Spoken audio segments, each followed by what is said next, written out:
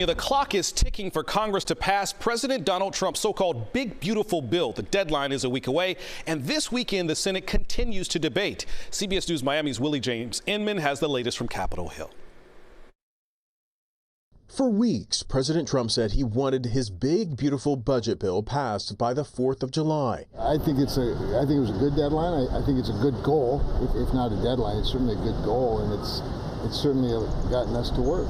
GOP senators met behind closed doors Saturday afternoon as they raced to pass the sweeping package. There is no vote scheduled yet, as it remains unclear if the Republican-controlled Senate has the simple majority needed to move forward on it.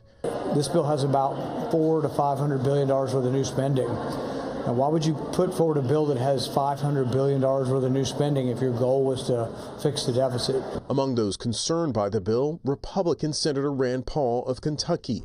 The deficit this year is going to be about $2.2 trillion.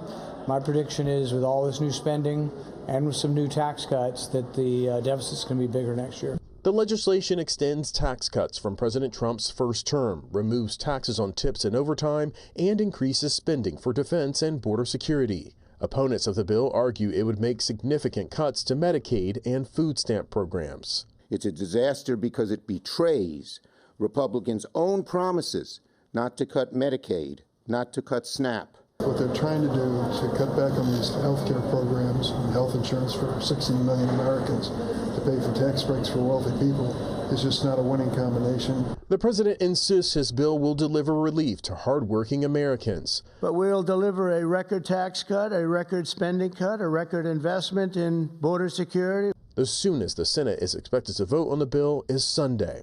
Willie Inman, CBS News, Washington.